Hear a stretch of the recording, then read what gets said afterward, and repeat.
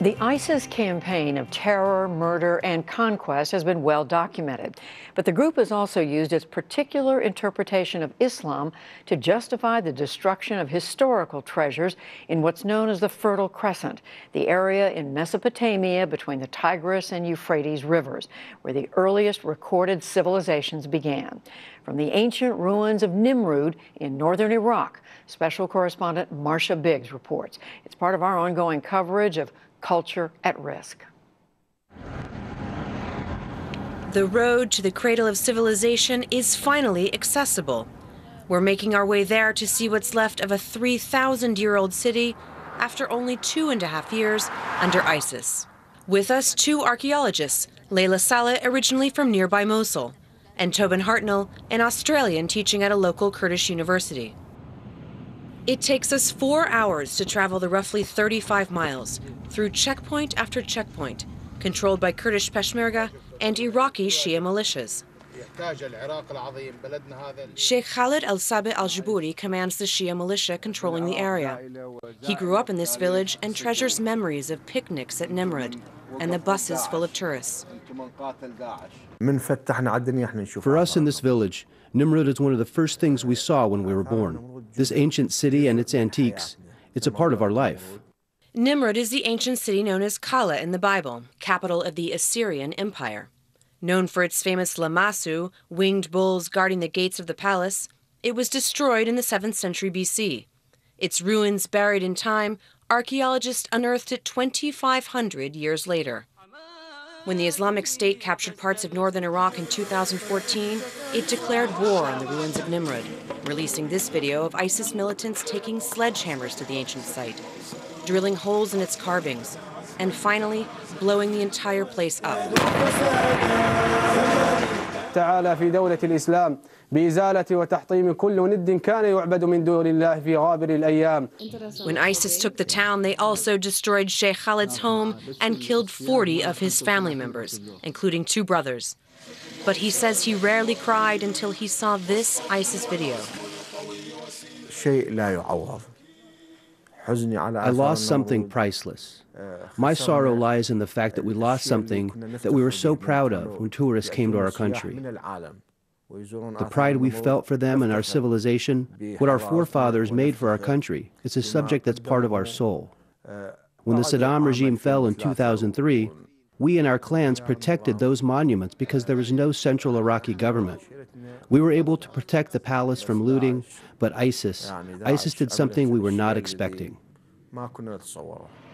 The area was taken back by Iraqi forces last November, but it was forever changed. When we arrived, the first thing we noticed was that the pyramid-like structure, the famous ziggurat of the Ishtar temple, was erased from its skyline, and the temple once at its feet, the victim of a massive explosion. Every photograph, every view I've ever seen of Nimrud has that temple, that ziggurat, and it's gone. Like that's the thing that's the most devastating, is to see it just bulldozed and just be, it's gone.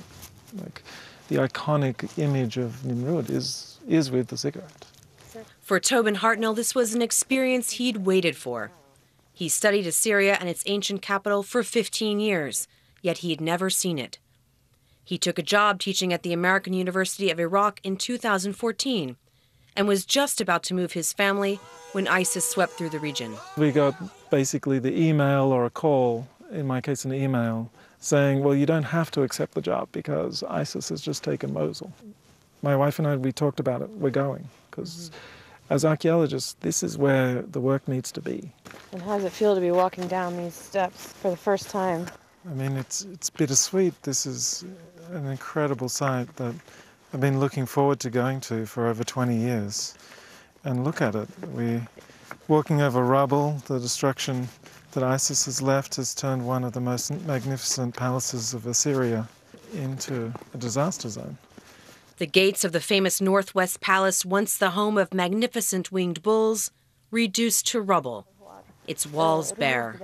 I never got to see the gate as it should be seen, that these bulls will welcome you to the palace. Every Assyrian gates have a couple of wing bulls, so we cannot imagine the gates without them.